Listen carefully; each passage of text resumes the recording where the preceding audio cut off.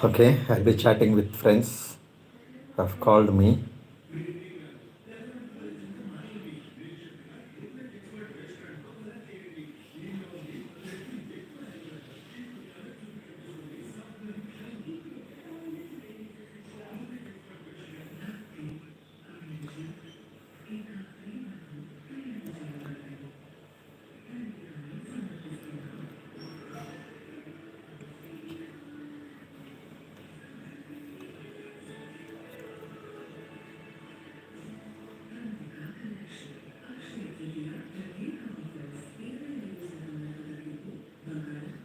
சொல்லுங்க மயிலாட்.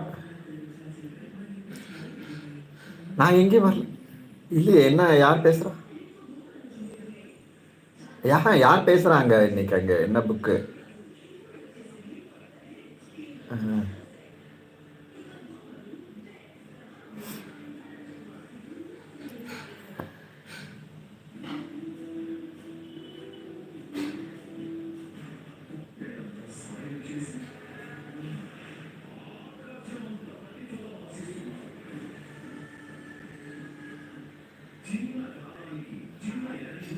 ஆ,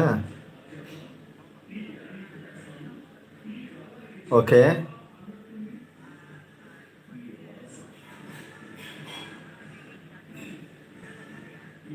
art of ஃப்ரீடமா?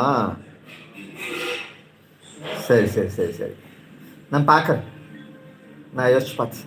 ம், okay Arun, thank you. ஆ, அப்படியா? இப்போ தான் கிளம்புனாருங்களா? எந்த இடத்துல ரூம் கொடுத்துருக்காங்க?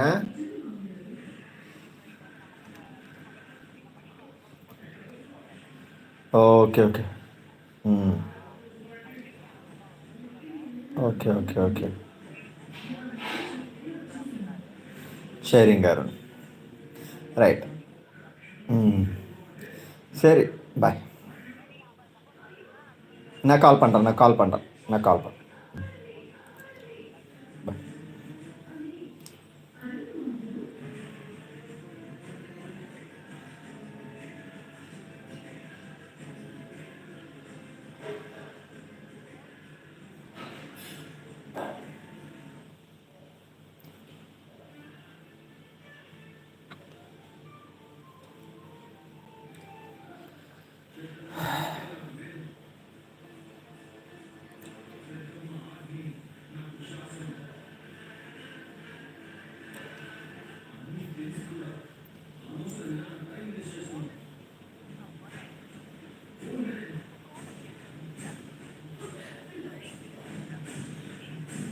பேசிக் கொண்டிருக்கிறார். நீங்கள் காத்திருக்கலாம் அல்லது பின்னர் மீண்டும் அழைக்கலாம். आपने जिस व्यक्ति को कॉल किया है वो अन्य कॉल पर व्यस्त है. कृपया प्रतीक्षा करें या कुछ समय पश्चात प्रयास करें. The person you have called is speaking to someone else. You can wait. தாங்கள் தொடர்பு கொள்ள முயற்சி.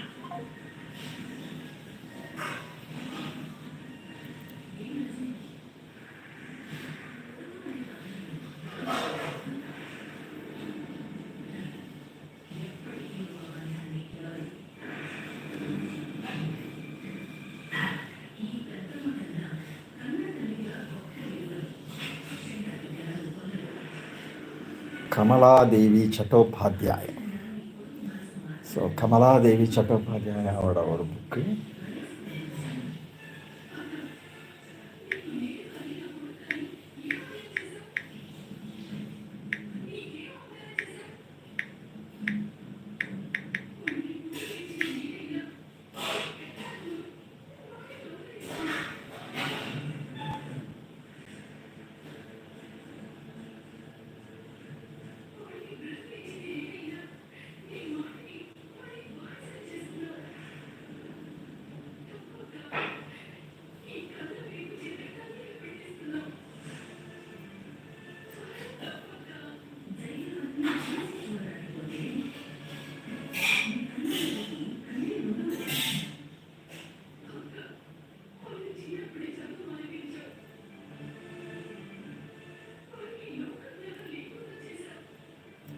This biography of Kamala Devi Chattopadhyay, a woman who imagined a future for her country, is a story that is both old and new. Okay.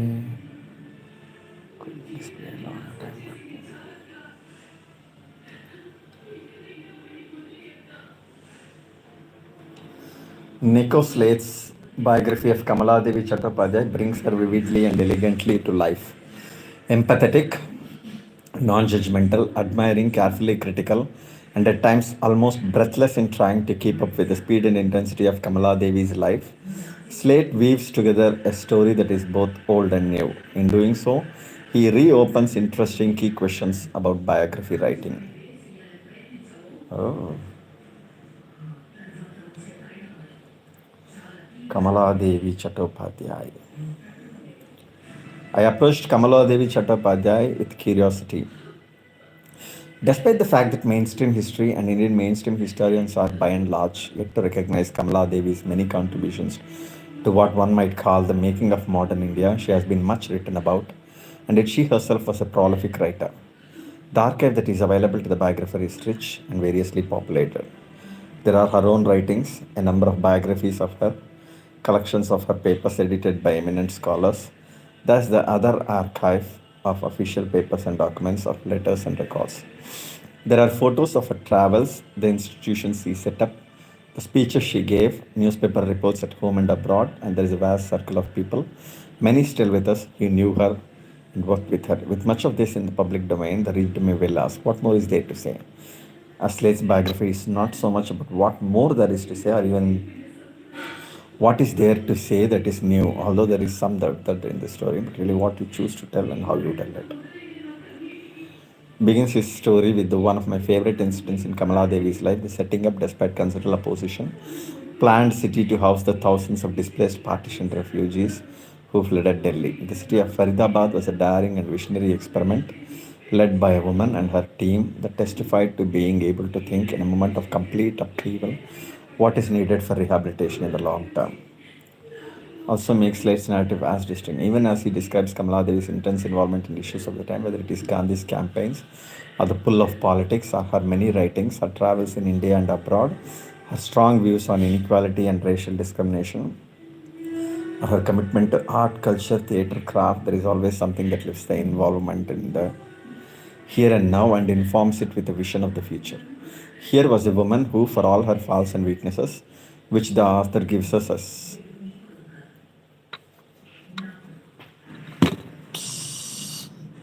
my life. Okay, good. Life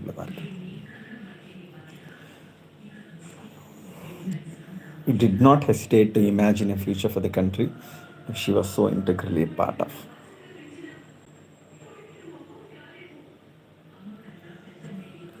This is the attempt to define what freedom meant to her, not just the freeing up from the shackles, but freeing of India from itself and from any hierarchies it carried within. Whose portrait Slade draws emerges as a many-faceted, a complex and often contradictory person who engaged with all of these.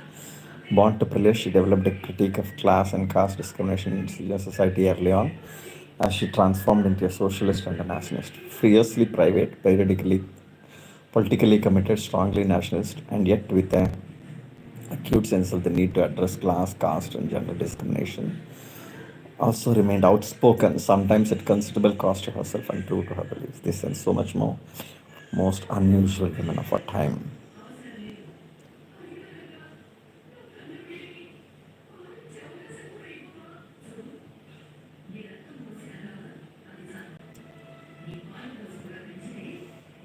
But one strength of as a gentle critic seems to be mystified by Kamala Devi to take up embroidery. She is somewhat surprised that this confident, outgoing woman with such a rich history of arguing for the rights of women and others take up this homely task. Would it not be just as interesting to speculate that embroidery can be both creative and subversive for those who don't have many avenues for self-expression?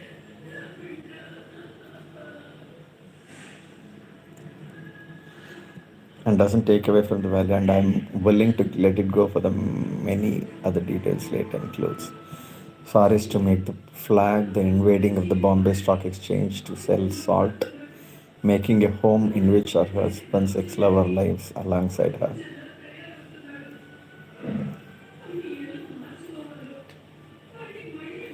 So much more in the public domain that made Kamala Devi the woman she was.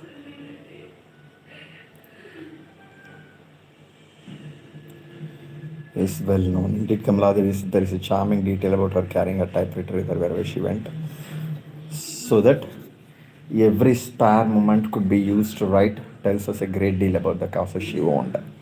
In Slade's telling, the personal is never too far from the political and the public, so that the reader never loses sight of the woman behind the public persona, a woman who is sensitive, who makes deep friendships, whose love for home and family makes her subject to the same pull and push that so many women have to deal with. And occasionally critique of commerce as an institution builder.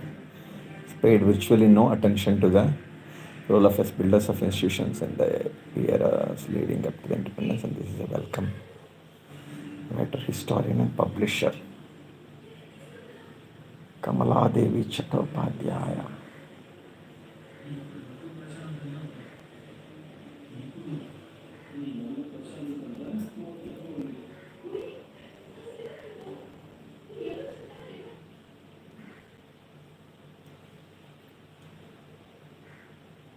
Welcome to Empty Music World.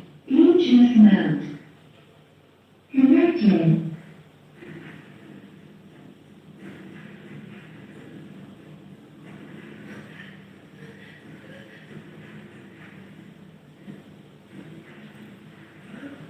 We are reading The Art of Freedom by Kamala Devi Chattopadhyaya. Google Books has given some preview pages. I'm just reading the preview pages because they are in public domain. So I guess there's nothing, no, I'm not infringing any copyright rights when I read what is there in public domain.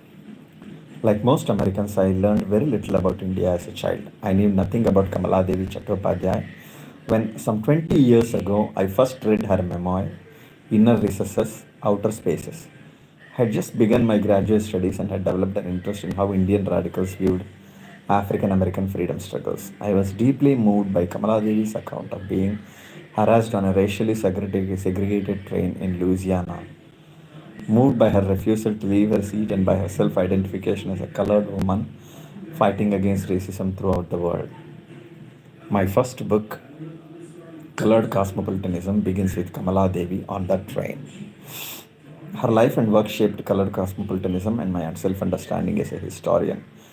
I chose to dedicate another book, Lord Cornwallis is Dead, to Kamala Devi and to the African American civil rights advocate, Polly Murray. Kamala Devi and Murray both embody a radicalism that it refuses to be bounded. As they fought for the rights of others, they also fought to be themselves. That expansive radicalism is what I found most inspiring about Kamala Devi. Her refusal to limit her love, her life, or her imagination. I'm grateful to Ramchandra Guha for encouraging me to write this book, for believing in my work for many years, and for the inspiration of his scholarship. We first met in the reading room of the Nehru Memorial Museum and Library, working in the papers of Kamala Devi when Ram invited me to share tea.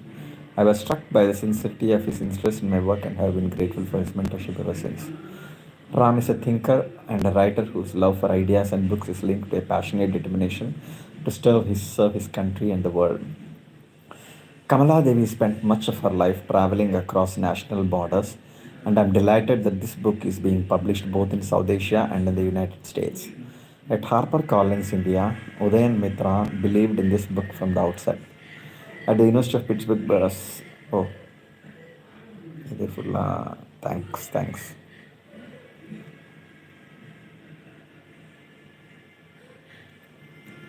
Sunita, okay, Nina, man, okay.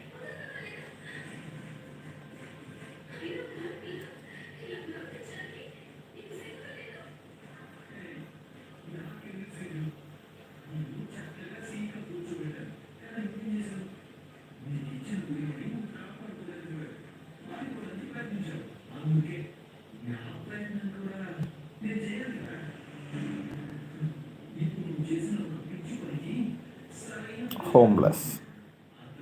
In the autumn of 1947, A 44-year-old woman visited a cavernous building in New Delhi known as the P Block. The British Raj had just fallen. B Block or P Block? Okay, two nations, India and Pakistan, had emerged from the wreckage of colonial rule. For generations, imperial authorities had stoked distrust between India's largest religious communities. As the colonial state retreated, that distrust turned violent on a staggering scale. More than half a million people would die and more than 10 million would flee their homes, one of the largest and bloodiest mass migrations in human history. Okay.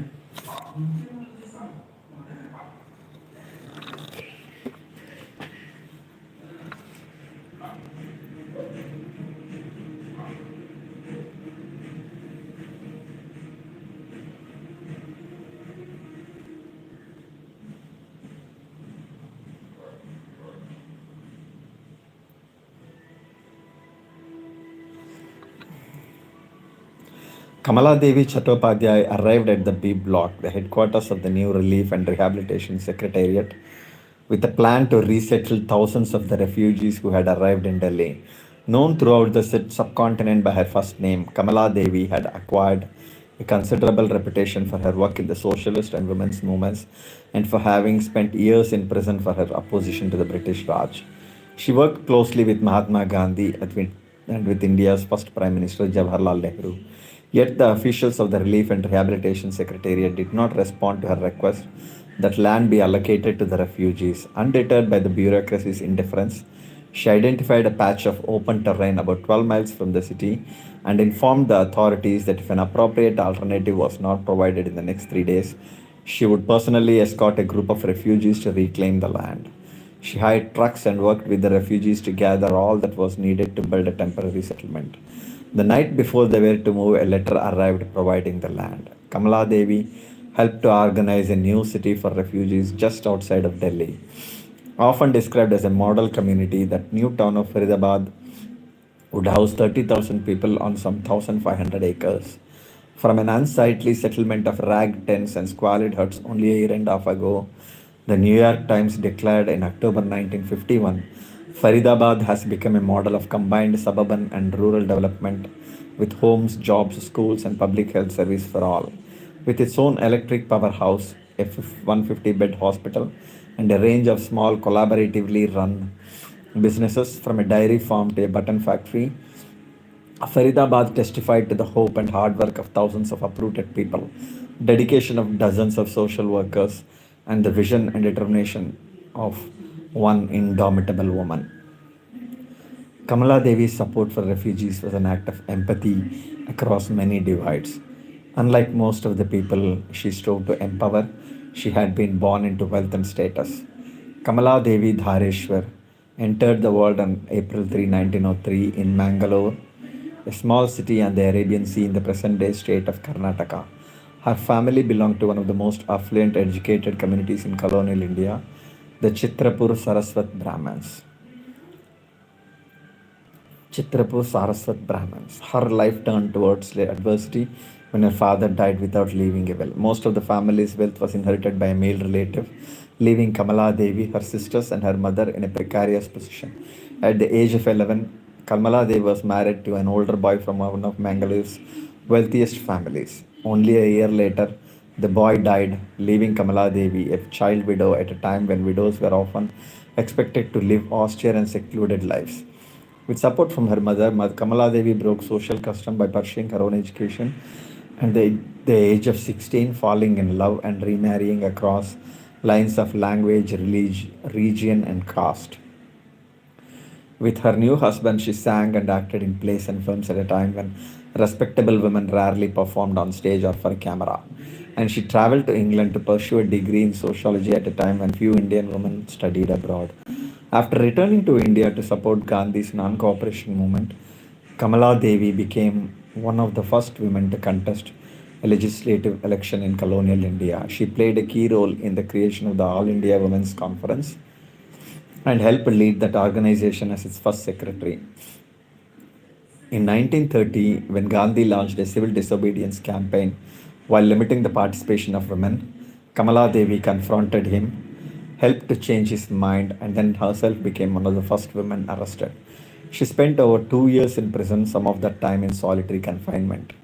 Kamala Devi emerged from prison to find that her husband had been having an affair. She broke yet another taboo by divorcing him. In 1934, she helped found a socialist group within the Indian National Congress and emerged as one of the most influential leaders of the left wing of the freedom struggle. She was also among the most traveled. During the Second World War, she journeyed across the United States, Japan, and war torn China before returning to India, where she was arrested yet again. After her release, she joined the Congress Working Committee, the party's highest body, at one of the most crucial junctures in the history of the freedom struggle. Along with her socialist colleagues, she opposed the partition of India, a stance that brought her close to Gandhi toward the end of his life. Kamala Devi brought Gandhi her plans to support refugees, and he offered his blessings along with one piece of advice: don't depend on government support. Kamala Devi's relationship with the government of India was fraught. In many ways, she followed Gandhi's advice, refusing positions of high power and focusing instead on working to foster grassroots social change. From the 1950s to the 1980s, she dedicated most of her time to supporting the arts and crafts, which she saw as vital cultural traditions and as sources of sustainable income, particularly for rural and indigenous communities. Her focus on handicrafts was very Gandhian, an extension of the Mahatma's emphasis on the spinning wheel, village industries, and a decentralized economy. Yet Kamala Devi was not averse to mobilizing the power of the government. She served as the director of the All India Handicrafts Board and held a variety of other governmental or quasi governmental positions. She was an institutional builder. In addition to her work with the AIWC and the Handicrafts Board, she played a key role in founding or supporting the Indian Cooperative Union, Lady Irwin College, the National Theatre Centre, the Sangeet Natak Academy, the India International Center, and a range of other institutions that continue to shape India's vibrant social and cultural life. This is the story of Kamala Devi and of the making of modern India. Kamala Devi dreamed of a country that was free of much more than British rule. She demanded an end to poverty, sexism, and caste oppression. She lived long enough to see many of her dreams frustrated, but hers is not a story of defeat. Kamala Devi embodied the lasting promise of the Indian freedom struggle, understood not as a narrowly political campaign that ended in 1947, but as a confluence of dreams, experiments, and radical social movements. Here is the key lesson that Kamala Devi's story reveals about the making of modern India. It was the coming together of multiple causes that gave the freedom struggle its dynamic strength. By recognizing the intersection of different injustices and cultivating connections across movements, Kamala Devi fostered a pluralistic and inclusive India. It is the way she knitted together a variety of struggles that explains why the historian Ramchandra Guha has written that Kamala Devi has strong claims to being regarded as the greatest Indian woman of modern times. Kamala Devi envisioned a democratic India that would transcend narrow state centered definitions of democracy. Scholars have uncovered the radical political imaginaries of many Indian anti colonial activists and have mapped the distance between those imaginaries and the forms of governance that came to define the political landscape of India. Many anti colonial leaders pursued radical conceptions of democracy that transcended representative government and that promised freedom that went well beyond national independence. Few were as bold in their democratic visions as Kamala Devi, and even fewer pursued those visions with her combination of ferocity and integrity. She insisted that the freedom of India was bound up with the freedom of women, the poor, and those oppressed because of race, caste, religion, other forms of identity, and she helped build coalitions to fight for such a multifaceted and inclusive freedom. Her life offers a unique perspective on the radical potential of Indian democracy. Kamala Devi's intersectional politics were not constrained by national borders. She was a global thinker. Her life and work spanned multiple continents. Among the most prominent leaders of the freedom struggle, she had international connections, rivaled only by those of Jawaharlal Nehru. It was not the sheer scale of her global ties that was most remarkable. It was by combining her global vision with local activism and linking both to an inclusive so nationalism that Kamala Devi embodied the transnational potential of the Indian freedom struggle. When the novelist Raja Rao called Kamaladevi firmly Indian and therefore universal, he recognized one of her greatest feats, the way in which she forged connections across the borders of race, nation, class, and gender, all while embracing the full powers of her now of her own identity as an Indian woman. Kamala Devi linked her bold vision for India to an expansive conception of solidarity across what would come to be known as the Global South. Over her lifetime, call from a friend. சொல்லுங்க my Lord, என்ன விசேஷம்? பார்க்கலீங்களே, சொல்லுங்க என்ன content, என்ன சொல்லுங்க. ஆ ஓ, என்ன ஆச்சு, என்ன சொல்றாங்க?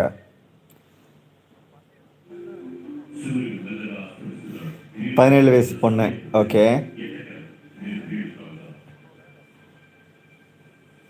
Okay, illegal. ஆ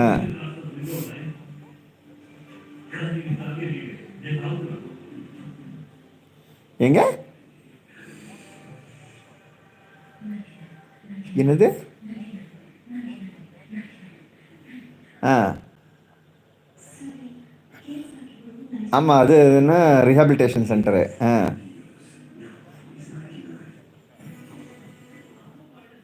ஓகே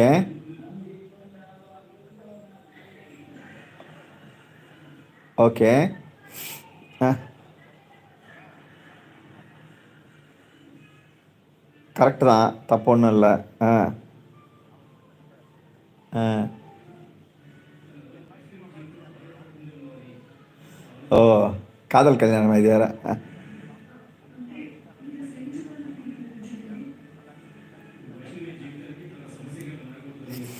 ஓகே, போக்சோ. ஆ ஆ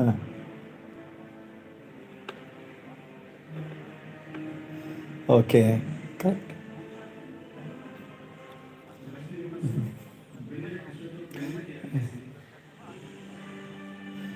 ஓகே. ம் ஓகே கரெக்ட். ஆ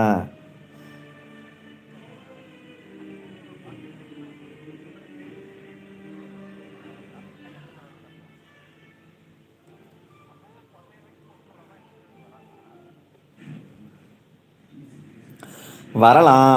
அப்படி வந்ததுனால நீங்கள் வந்து அதை வந்து வெறும் லுக்ஸோட வாட்ஸ்அப் சேட்டோட நிறுத்திக்கணும்னு அர்த்தம், அவ்வளோதான். ம்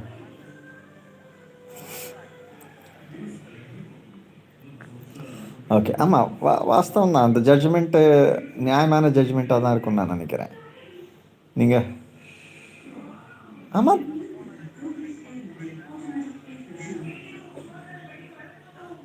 என்னாச்சு? அது அது ஏஜ் ஆஃப் கன்சென்ட்டா? ம் இதே ஜட்ஜா இல்லை வேற ஜட்ஜா? கோர்ட்டு அந்த மாதிரி குழப்பம். ஓகே.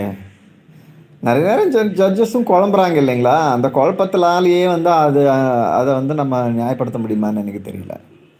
மற்றபடி அது ஒரு ஒரு ஒரு ஜட்ஜ்மெண்ட்டுக்கு இன்னொரு ஜட்ஜ்மெண்ட்டுக்கு வேறுபாடு இருக்க தான் செய்யும். ஓகே. இப்போது ஒருத்தன் ஒரு ஒரு ஒரு ஒருத்தன் இருக்கான், ஓகேங்களா? 20 ஆ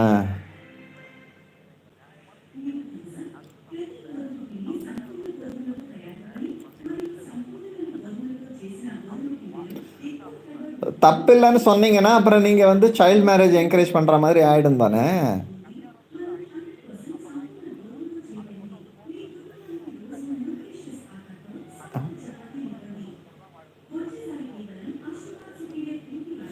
ஓகே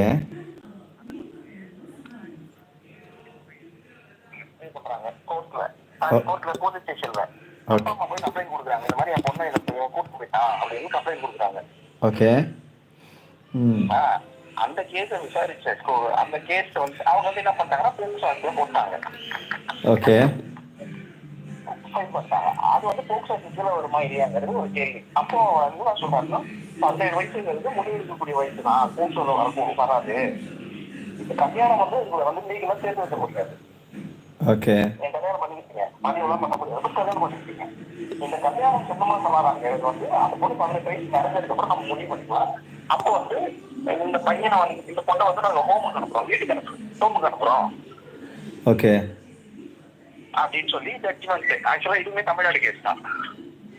இது ஓகே வந்து நடந்தது 1.5 வருஷம் 2 வருஷம் முன்னாடி. இப்ப நான் என்ன கேட்கிறேன்னா, இது வந்து போக்சோல வராதுன்னு அந்த ஜட்ஜி முடிவு பண்றாரு. ஓகே அது வெயிட் பண்ணுங்க, அதுல வெயிட் அப்புறம் அந்த பொண்ணு என்ன டிசிஷன் இருக்குதோ அதுக்கேற்ற மாதிரி முடிவு போட்டுருங்கன்னு சொல்றாரு. ஆனா போக்சோ கேஸை கேன்சல் பண்ணிடுறாரு. இந்த கேஸ்ல வந்து போக்சோல தான் அவர் போடுறாரு ஜட்ஜி. ஓகே போக்சோல தான் போடுறாரு. போக்சோல போட்டுட்டு நீ ரொமான்டிக் ரிலேஷன்ஷிப் சொல்லிட்டு இது பண்ண முடியாது, போக்சோ சட்டம் கிளியரா இருக்கு, அது ரொமான்டிக் ரிலேஷன்ஷிப் நீ எதை வேணாலும். அப்புறம் அவர் என்ன சொல்றாருன்னா இந்த சட்டமே நீட்டு போயிடுங்கிறாரு. இந்த 2 ஜட்ஜியோட பாயிண்ட் இருக்குல்ல, ஓகே அது ரொம்ப முக்கியமா இருக்கு. இப்ப ஒரு கான்ட்ரடிக்டரி ஒண்ணு வருது. இந்த மாதிரி வரும்போது சுப்ரீம் கோர்ட்டுக்கு இந்த பெட்டிஷன்ஸ் போகும்போது ஆட்டோமேட்டிக்காக சுப்ரீம் கோர்ட் வந்து ஏதோ ஒரு பக்கம் நின்றுக்கிட்டு ஜட்ஜ்மெண்ட் கொடுத்துருவோன்னு நினைக்கிறேன் இல்லையா? இந்த மாதிரி கான்ட்ராடிக்டரி ஜட்ஜ்மெண்ட்ஸ் இருக்கிற கேசஸ்லாம் அல்டிமேட் ஆர்பிட்டர் சுப்ரீம் கோர்ட் தானே.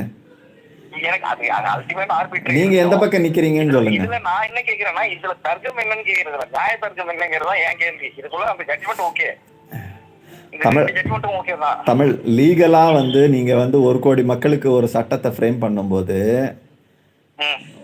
ஒருத்தங்க 10 வயசுல வயசுக்கு வருவாங்க, இன்னொருத்தங்க 12 வயசுல வயசு வருவாங்க, இன்னொருத்தங்க 25 வயசுல வயசு வருவாங்க. இந்த மாதிரிலாம் கால்குலேஷன் போட்டுக்கிட்டு இருக்க முடியாது.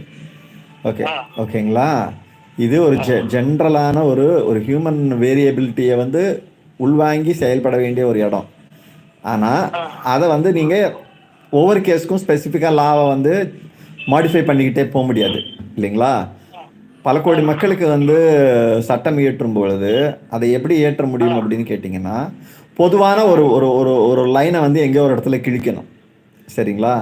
அந்த லைன் தப்பு அப்படின்னா லைன் தப்புன்னு நினைக்கிறவன் அந்த சட்டத்தை போய் வந்து எதிர்த்து கோர்ட்டில் வந்து பிஏஎல் கிளைம் ஃபைல் பண்ணலாமே தவிர, அவன் பாட்டுக்கு உட்காந்துக்குன்னு சட்டம் சரி கிடையாதுன்னு நான் பிரேக் பண்ணுவேன் அப்படின்னா அது கரெக்ட் கிடையாது. ஓகேங்களா? அல்லது அப்படி சட்டம் சரியில்லைன்னு அவன் பிரேக் பண்ணுவான் அப்படின்னா அவன் வந்து அதுக்குண்டான தண்டனை அனுபவிக்கணும். ஓகேவா? இப்போ இந்த பர்டிகுலர் கேஸில் அந்த பொண்ணை கல்யாணம் பண்ணிக்கிட்டவன்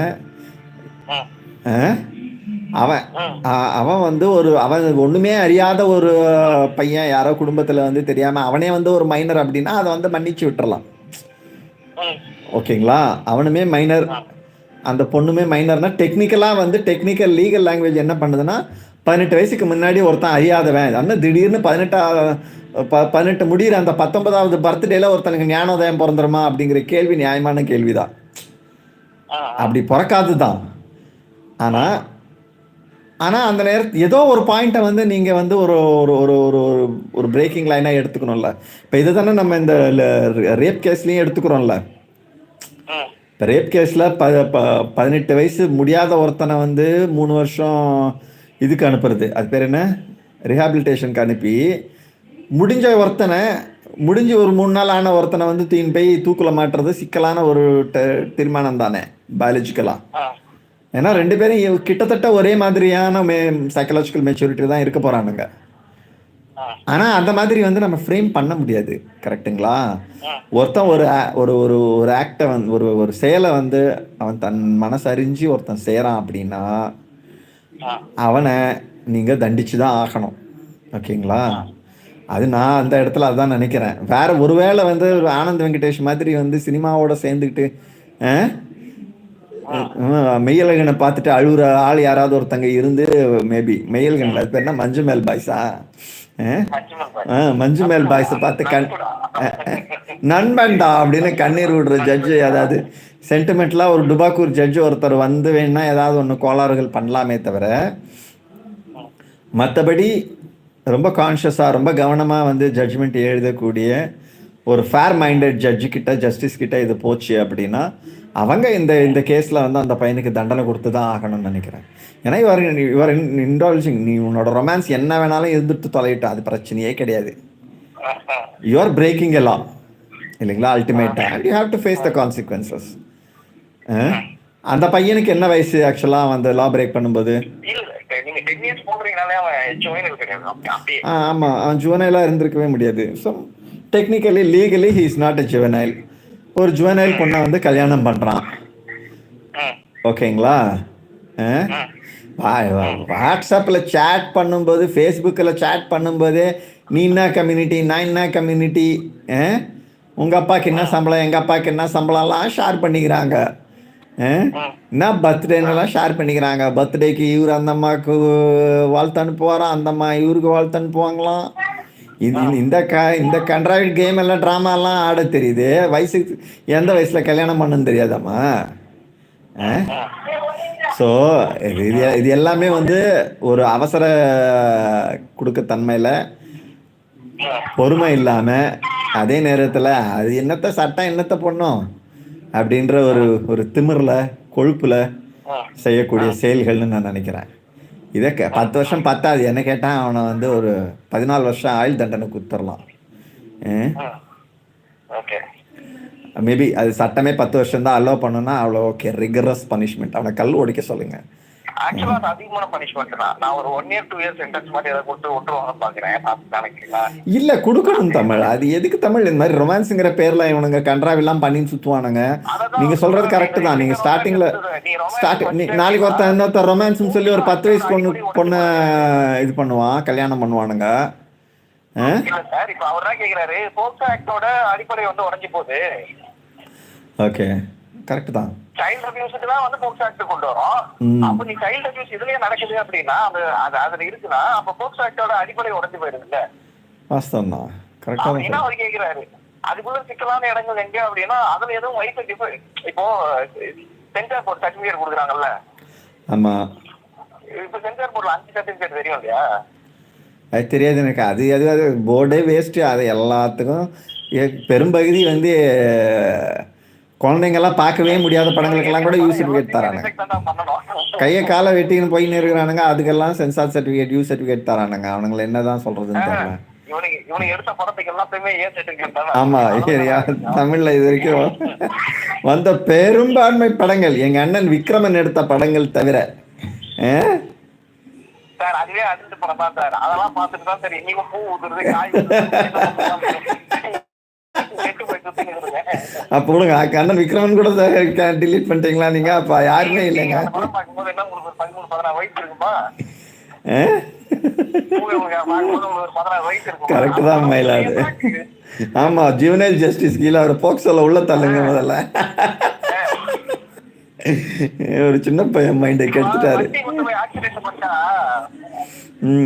ஜுவனைல் பசங்க அதாச்சும் அண்டர் 18 கீழே இருக்கவங்க அந்த வண்டி 2 வீலரோ காரோ எடுத்துட்டு ஆக்சிடென்ட் பண்ணா கேஸ் அந்த குழந்தைய மேல போட மாட்டாங்க, அந்த பேரண்ட்ஸ் மேல போட்டுருவாங்க.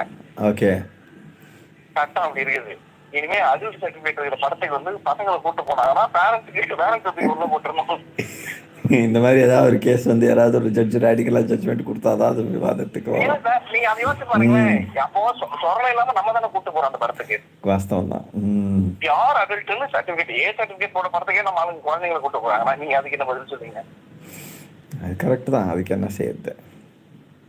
யூ கொடுக்கறதுங்கிறது ஒரு கிறுக்குத்தனம்னா கூட அவங்களே இதெல்லாம் பார்த்து யூ கொடுத்துறாங்க. எல்லா படத்தையும் யூ கொடுக்குறவங்களே கொடுக்குறாங்களா? அப்ப அது எவ்வளவு கண்ட்ராவியா இருக்கு படம். அது குழந்தைங்களை கூட்டின்னு போறவன் என்ன மாதிரி ஞானவான்னு பாத்துங்க. அவனை பிடிச்சி உள்ள போ. அது நிறைய பேர் ரிவ்யூ வச்சு சொல்லுவாங்க, இந்த படம் வந்து அட்மினிஸ்ட்ரேட்டிவ் தான் கொடுத்துருக்கணும், பட் யூஏ கொடுத்துருக்காங்க அப்படின்றாங்க. யூஏல 3 கேட்டகரி வச்சிருக்காங்க இப்போ. அண்டர் 16, அண்டர் 6, அண்டர் 13, அண்டர் 13, 16 மூணு கேட்டகரி வச்சிருக்காங்க. 6, 13, 16 சார். 6, 13, 16. அதெல்லாம் நீங்க பாத்தீங்கன்னா யூஏ அண்டர் அந்த இது வரும். ஏஜ் ரெஸ்ட்ரிக்ஷன் வந்து 16. 16 வயசுக்கு மேல இருக்கிறவங்க இந்த படத்தை பார்க்கலாம். With parental guidance. அதான் ideal. Okay okay okay okay. With parental guidance. யூஏனால வித் பேரண்டல் கைடன்ஸ் தான். நாங்க எடுக்கிற படத்தெல்லாம் என்னன்னா பேரண்ட் கைட் பண்ணி பார்க்க வேண்டியது. அது நியாயமான ஒரு வாதம் தான். நான் என்ன சொல்றேன், அந்த மாதிரி ஒரு சட்டத்தை கொண்டு வந்து குழந்தைங்களை கூட்டு போனீங்கன்னா, இந்த படத்தை கூட்டு போனீங்கன்னா உங்களுக்கு தான் ஜெயிலுன்னு சொல்லிடணும். சினிமாக்காரங்களும் ஒப்பாதி வைப்பா, அது வேற விஷயம். So simple. அதுதான் அந்த அந்த மொமெண்ட் தான் சொல்ல வரேன். அதுக்காக இதெல்லாம் இருக்கு இல்லையா, அதை பத்தி யோசிச்சு பண்றது அப்படிங்கிறது. ஸோ எனக்கு இது கொஞ்சம் கியூரியஸா இருந்தது. தர்க்கப்படி பார்த்தோம்னா, நியாயப்படி பார்த்தோம்னா நம்ம இந்த ஐடியா தான் எடுக்கணும். ஆனா அது எடுக்கிறோமா, அந்த இடம் ஒண்ணு வருது. அப்போ சட்டம் வந்து ரொம்ப காம்ப்ளெக்ஸா பார்த்து எனக்கு சுப்ரீம் கோர்ட்டுக்கு போச்சுன்னா அந்த பையனை விடுதலை பண்றாங்கன்னு நினைக்கிறேன். இல்ல பண்ண மாட்டாங்கன்னு தான் நான் நினைக்கிறேன். அப்படி எப்படி பண்ணுவீங்க? ஒரே நிமிஷம். இங்க இருந்து இந்த பிரச்சனை தாண்டி போகணும். ஒரு 1 கிலோமீட்டர் போனீங்கன்னா இதே ரோடு, மெயின் ரோடு. ஆமா, இது வேற எந்த பக்கம் போனாலும் ஸ்ட்ரெயிட்டா போகணும். ஆமா, அந்த மெயின் ரோடுக்கு முன்னாடி ரைட் சைட்ல. ஹலோ, எந்த ஊர்ல இருக்கீங்க? சென்னையில தான் சார் இருக்கேன். ஓ, வெளில எங்கேயோ சுத்திட்டு இருக்கீங்களே? காலையில திருவள்ளூர் பக்கத்துல ஒரு ஷூட்டுக்கு போயிட்டு வந்தேன். ஓ, ஷூட்டுக்கு போயிட்டு நேரம் ஆபீஸ் போல வந்துட்டு வீட்டுக்கு வந்தேன். அப்ப போய்க்கலாம் ஆரம்பிக்கும். அப்படியா? என்ன என்ன என்ன ஷூட் திருவள்ளூர் பக்கத்துல? இதுக்குதான் அந்த யூடியூப். என்ன என்ன வந்து என்ன பண்றா? அது வந்து ஒருத்தர் வந்து ஒரு 300 வகையான கீரை விளைய வைக்கிறாரு. கீரை விளைய வச்சு அதெல்லாம் இந்த கஞ்சி பவுடரா கஞ்சியா மாத்தி கொடுக்குறாரு. Okay okay okay okay okay. அது மாதிரி அது கொஞ்சம் வித்தியாசமா இருக்கும். அதாவது கீரை வச்சுட்டு அவர் கஞ்சி பண்ணி தர்றது அப்படின்னு. ஓகே, சரி, நம்ம அவங்க இதெல்லாம் பார்ப்பாங்க. என்ன அவரை விட்டு போனதுக்கு அப்புறம் தான் தெரிஞ்சுதான் அவரு அவ்வளவு ஒன்றும் பேச வர மாட்டேங்குது. ஓ, அவர் சொன்னாரு, இல்லைங்க எனக்கு பேசலாம் வராது அப்படின்னு. அதான் ஒன்றும் பிரச்சனை இல்லைங்க, இங்க நான் கேட்கறதுக்கு பக்கத்து மட்டும் சொல்லுங்க அப்படின்னு சொல்லி பேசி வச்சு எடுத்துட்டு வந்துடுறேன். Okay okay okay okay okay okay okay okay okay. Content கொஞ்சம் போறதுக்கு வாய்ப்பு இருக்கு, பார்ப்போம். Okay okay okay. நான் ஒரு பிளான் முடிவு பண்ணிருக்கேன். சொல்லுங்க. இருக்கிறதுல இருந்து கொஞ்சம் அடுத்த ஸ்டெப் போகலாம் அப்படின்னு ஒரு யோசனையில இருக்கேன். ஜூனுக்கு அப்புறம் வேலை விட்டுறலான்னு பாக்குறீங்க?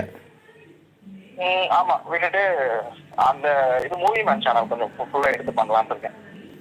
ஓகே ஓகே ஓகே, பண்ணுங்க பண்ணுங்க. ஏன்னா அது பண்ணோம்னா கொஞ்சம் அடுத்த கொஞ்சம் ஒர்க் வரும் ஒண்ணு. ஓகே. ரெவன்யூவும் அது ஜென்ரேட் ஆரம்பிச்சிருச்சு. நான் தான் சொன்னேன், போன மாசம்லாம் எனக்கு 10,000 போட்டு விட்டாரு. அதுல இருந்து அதான் சொன்னீங்க. இத்தனைக்கே 2 வீடியோ தான் போட்டோம். ஓகே. ஸோ ஏதோ கொஞ்சம் எஃபோர்ட் எடுத்து ஒர்க் பண்ணோம்னா அவளால் அதை எடுத்துட முடியும் அப்படின்னு புரியுது. ஏன் போட்டு இது பண்ண வரேன், ட்ரை பண்ணுவோம் அப்படின்னு மாதிரி ஒரு இருக்கு. நான் யோசிச்சுட்டு இருக்கேன். செய்யுங்க செய்யுங்க செய்யுங்க. அது ஒன்று இருக்கு. அப்புறம் இடையில சென்னா ரெடியா இருக்கா கொடுங்க. ஸ்வீட் மட்டும் போட்டுறாதீங்க. ஹலோ, அது பண்ணலாம் இருக்கேன். அப்புறம் நானே ஒரு சின்னதாக ஒரு கேமரா வாங்கிட்டு இப்போ எடுத்துட்டு இருக்கேன்ல அந்த வீடியோஸ். ஆமா, அதை எடுக்கலாம். இடையில கேப்ல நமக்கு இன்னும் ஒரு 20 நாள் வேலை இருந்து ஒரு 10 நாள் ஃப்ரீ இருக்கும். கொஞ்சம் டிராவல் பண்ணி இந்த மாதிரி வீடியோஸ் எடுத்து மாசத்துக்கு 2 வீடியோ 3 வீடியோ போட்டா கூட பரவாயில்ல. ஓகே. ஒரு தனியா இதுக்குன்னு ஒன்று கிரியேட் பண்ணலாம். எனக்கு அந்த இது நான் அன்னைக்கு அனுப்பிச்சல ஒரு சேனல் குட் ஃபுட் மூவ்மெண்ட்னு. ஓகே. அந்த மாதிரி கொஞ்சம் குவாலிட்டியா பண்ணலாம்னு ஒரு யோசனை இருக்கு எனக்கு. நான் எடிட் எப்படி இருக்கணுங்கிறதெல்லாம் நானே டிசைட் பண்ணிட்டு எனக்கு அது ரொம்ப பிடிச்சிருந்தது.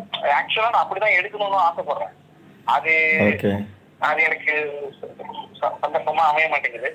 ஸோ அது நம்ம இனிஷியலா நாம பண்றோம் அப்படிங்கும் போது ஒரு நாள் 2 நாள் கூட வெயிட் பண்ணி எடுக்கலாம்ன்ற போது ட்ரை பண்ணலாம் ஒரு ஐடியா இருக்கு. அந்த மாதிரி ரொம்ப யூனிக்கான பர்சன்ஸை மட்டும் மீட் பண்ணி ஷூட் பண்ணி அதை ஒர்க் அவுட் பண்ணலாம் அப்படின்னு.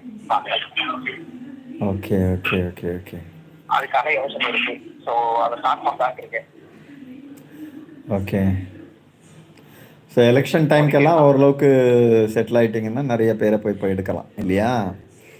ஆமாம் ஆமாம். ஓகே, பண்ணுங்க. அதான் எண்ணம். ஒரு தனியாகவே ஒரு சேனல் ஸ்டார்ட் பண்ணி பண்ணலாம்னு ஒன்று எண்ணம் இருக்கு. அதுக்குதான் கொஞ்சம் சிஸ்டம் மட்டும் வாங்கணும். அது வாங்கிக்கிட்டேன்னா எனக்கு எடிட் வந்து நான் யூஸ்வலாக பண்ணுற மாதிரி இல்லாமல் ஒரு 2 நாள் 3 நாள் டைம் எடுத்து கூட பண்ணலாம். பண்ணிட்டு தனியாக எதுக்கு சேனல் இல்லையே? உண்மையாதுன்னு கண்டினியூ பண்ண வேண்டாமா? உண்மையாதுன்னு நின்று விட்டுற கண்டினியூ பண்ணி எப்போ வாங்க பண்ணிக்கலாம். நான் தான் சொன்னேன். உண்மையாதுன்னு இல்லை, இதை போட முடியாது சார். விவசாயத்தெல்லாம் போட முடியாது சார். ஓ, விவசாயத்தை போட முடியல. இல்லை, நான் ஆர்குமெண்ட் வெவ்வேறு கண்டென்ட் போட உண்மையாவே நாம அதுக்குள்ளார பேசுற கண்டென்ட் வந்து இது யூடியூப்ல வேற எவனுமே பேசவே இல்லை. அது 10 பேர் பார்த்தாங்க பார்க்கலாம் என்ன. ஆனா அந்த கண்டென்ட் யாரும் பேசாத கண்டென்ட் தான் பேசணும்.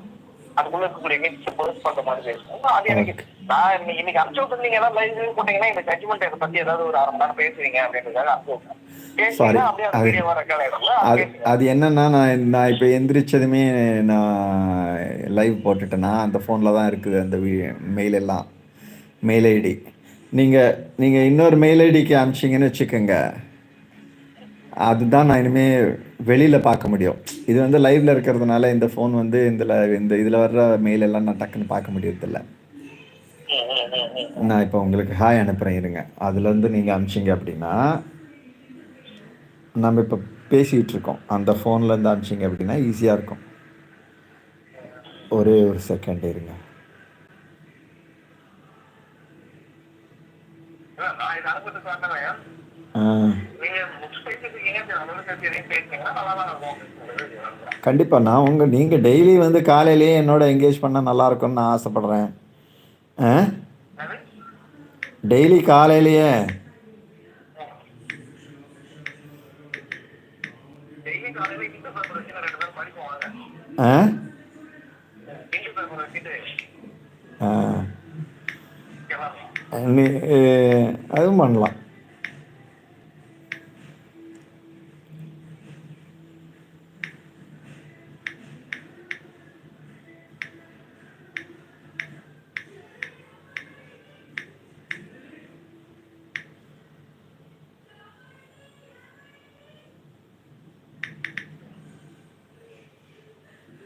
ஓகே, மெயில் அனுப்பிச்சிட்டேன். ஓகேங்களா?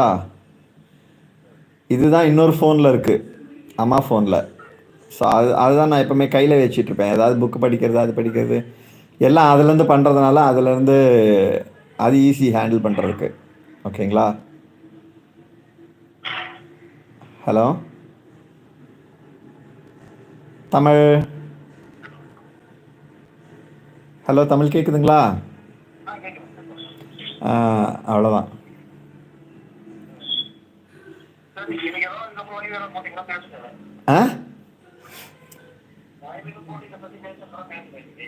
இவ்வளோ நேரம் லைவில் தான் பேசிகிட்டு இருக்கோம் மை லார்ட்.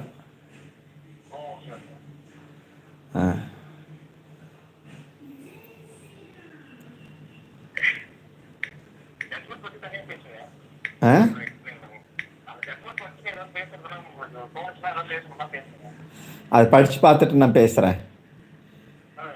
ஓகேங்களா? படித்து பார்க்கணும். Okay. Right Tamil, take care. நீங்கள் எங்கேயோ வெளில இருக்கீங்க போல், ஒர்க் பார்த்துங்க.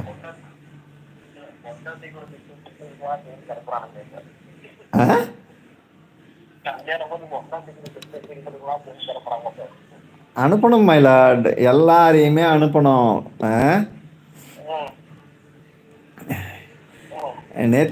முந்தா நேற்று ஒரு பையனோட பேசிகிட்டு இருந்தேன். ஓகேங்களா? அருணாச்சலத்தோட கிளாஸ்மேட்டு. அவரோட பேசிகிட்டு இருக்கும்போது அவருக்கு வந்து இந்த பெர்னாட் ஷாவோட ஸ்டேட்மெண்ட்டை சொன்னேன். அவனுக்கு ஏற்கனவே வந்து டஃப்பான சுச்சுவேஷனில் இருக்கான், கல்யாணம் ஆக மாட்டுது. அவன் ஒரு மாதிரியான பையன், அவன் சைக்கலாஜிக்கலாக கொஞ்சம் டிஸ்டர்ப்டான ஆள் அப்படிங்கிற மாதிரி பிம்பம் வளர்ந்துருச்சு அவங்க உறவினர் வட்டத்தில். அதனால் அவனுக்கு பொண்ணு கிடைக்க மாட்டுது, கல்யாணம் நடக்க மாட்டுது. அந்த சூழலில் அவன் வந்து தேவையில்லாமல் என்கிட்ட வந்துட்டான். ஓகேங்களா? நான் வேறு இந்த பெர்னாட் ஷாவோட ஸ்டேட்மெண்ட் சொல்லி விட்டேன். அவன் வந்து நடுவில் இந்த வைரமுத்து ரசிகனாக இருந்திருக்கிறான் சின்ன வயசுலேருந்து. அவர் அந்த மீட்டுவெல்லாம் நடந்ததுக்கு அப்புறமா வந்து இது ரொம்ப தீவிரமாக அறம் இல்லாதது அது இதுன்னு என்னென்னமோ யோசிச்சு மைண்டை குழப்பி வச்சுருக்கிறான். அந்த குழப்பமான மைண்டுக்குள்ளே அந்த பெர்னாட் ஷாவோட ஸ்டேட்மெண்ட்டை வேறு சேர்த்து விட்டேன் நான். மேரேஜ் இஸ் லைசன்ஸ்டு ப்ராஸ்டியூஷன் அப்படின்ட்டு அதை பிடிச்சிக்கிட்டான். அப்படிங்களா? அப்படியா சொன்னார் பெர்னாட் ஷா, அப்படியா சொன்னார் பெர்னாட் ஷா அப்படின்னு அப்போத்துலேருந்து அவனுக்கு அது வந்து மைண்டில் போய் ஒரு நாட்டு மாதிரி லாக் ஆகிடுச்சு. அந்த கண்ணோட்டத்தில் அவன் பார்த்ததில்லை போல். முழுக்க இந்த நவீன ஃபெமினிசம் இந்த கண்ணோட்டத்துக்குள்ளே தானே லாக் ஆகியிருக்காங்க பசங்க. அவனும் அந்த மாடர்னாக ஏதோ ஒரு புக்கை சொன்னான். யாரோ ஒருத்தங்க எழுதின புக்கு, ரீசெண்ட் டைம்ஸில் தான் ஏதோ எழுதியிருக்காங்க போல இருக்கு. என்ன புக்கு? ஏதோ ஒன்று சொன்னான், ஏதோ ஒரு தமிழ் ஃபெமினிஸ்ட் ரைட்டரோட ஒரு புக்கு.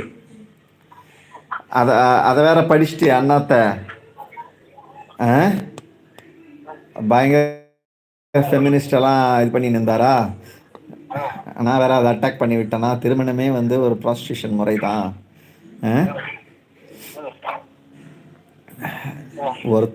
ஒருத்தரை பண்ணா என்ன, 9 பேரை பண்ணா என்ன, ப்ராஸ்டியூஷன் தான் அப்படின்னு ஒரு வாதத்தை வச்சேன்னா, அதுலேருந்து அவனுக்கு வந்து அது ரொம்ப டிஸ்டர்ப்டாக இருக்குது.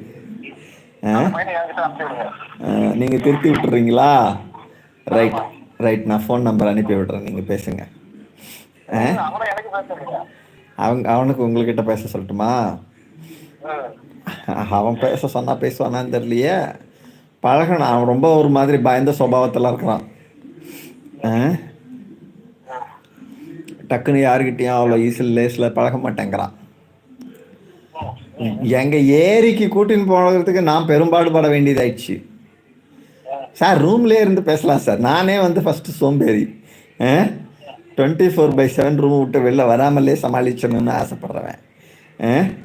என் ஃப்ரெண்ட்ஸ் யார் வந்தாலும், தினகர் வந்தாலும், கார்த்திகை வந்தாலும், யார் வந்தாலும் அப்படி போய் வெளில போய் எங்கேயாவது உட்காந்து பேசலாம் அப்படின்னு சொல்லுவாங்க. நான் தான் ரூமில் உட்காந்து பேசுவோம் அப்படின்னுவேன். நானே ஒரு மொமெண்ட்டில் வந்து ரொம்ப நேரம் ஒரு நாள் ஃபுல்லாக ரூமில் இருந்துட்டோம். இப்போ வெளில போகலாம் அப்படின்னு, வெளில போகலாம்பா அப்படின்னா முடியாதுன்றான். ஏரி எல்லாம் வேணாம் சார். நான் உங்களுக்கு நம்பர் கொடுத்த அப்புறம் நீங்கள் பேசி கன்ஃபார்ம் பண்ணிக்கோங்க. அவங்களுக்கு கால் பண்ணான்னு வச்சுக்கோங்க, அவன் பேச்சுலேருந்து கன்ஃபார்ம் பண்ணிக்கோங்க. நீங்கள் சிங்கிள் சைல்டு. அவங்க அம்மா வந்து அவங்க அம்மா அப்பா ரொம்ப பாதுகாத்து வளர்த்துருக்குறாங்க. அவங்க அப்பா பேசினார் என்கிட்ட. அவருக்கு அதான் சொன்னேன், நீங்கள் உங்கள் பையனை நீங்களே கெடுத்துட்டீங்க. சிங்கிள் சைல்டுங்கிறதுனால அவனை வந்து ரொம்பவும் வந்து வீட்டுக்குள்ளே வச்சு பெட்டி பாம்பாக வளர்த்துட்டீங்க. இப்போ அவன் வந்து மகுடி ஊதுறவங்களுக்கு மட்டும்தான் வெளில எழுச்சி வருவான். மற்ற யாருக்காகவும் அவன் வெளில வரமாட்டான். தம்பி பைக் ஓட்டுறதுக்கே பயப்படுறான். எதிர்க்கு 100 மீட்டருக்கு அந்த பக்கம் வண்டி வருதுனாலே இங்கே பிரேக்கை போட்டு நிப்பாட்டிடுறான்.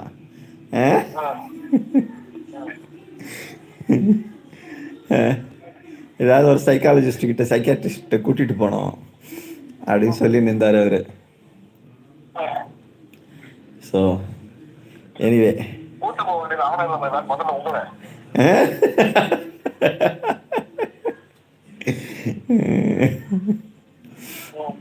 ஓ அவங்க அப்பாவுக்கு சொல்கிறீங்களா? என்ன சொல்கிறேன்? அவங்க அப்பா அம்மாவை சொல்கிறீங்க, அது நியாயம்தான். ஆமாம். அதனால நான் அவனுக்கு உங்கள் ஃபோன் என்ன சொன்னீங்க?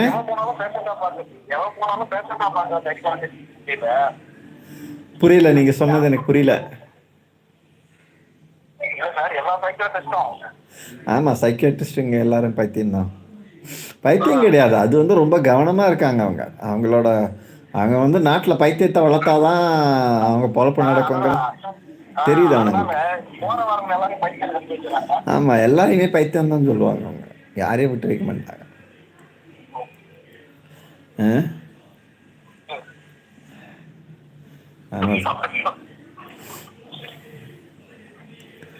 ஸோ நான் அனுப்பி விடுறேன்.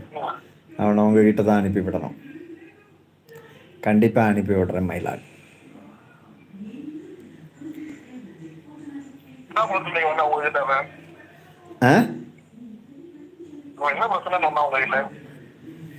என்கிட்டயா?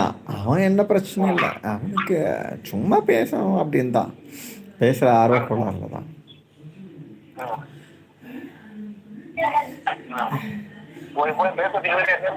வேற ஆளே கிடைக்கலையா?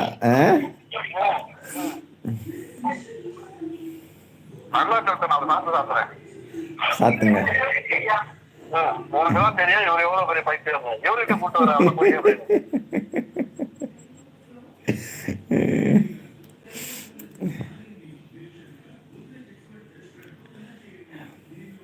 என்ன சாப்பிட்டுட்டு இருக்கீங்களா? சரி சரி, சாப்பிடுங்க. நாம் அப்புறம் பேசுவோம். ஓகேவா? ஃப்ரீயா ஈவினிங் ஃப்ரீனா இதுக்கு வாங்க.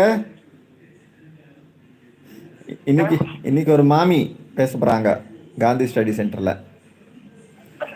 வேணாம் சார், வேணாவா? போரா உங்களுக்கு? மாமிகள்னா பயமா இருக்கு. ஆ. ஏன் ஆ ஏன் பயப்படுறீங்க?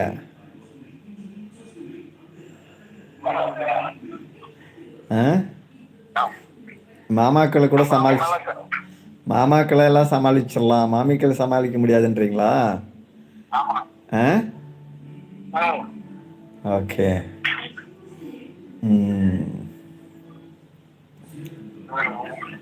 கரெக்டு தான், ஒரு ஆங்கிள் அது கரெக்டு தான்.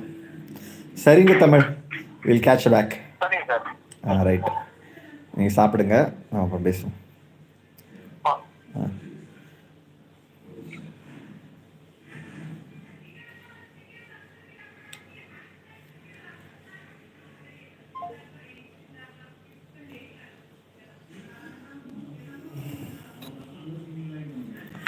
ஸோ தமிழோட கான்வர்சேஷன்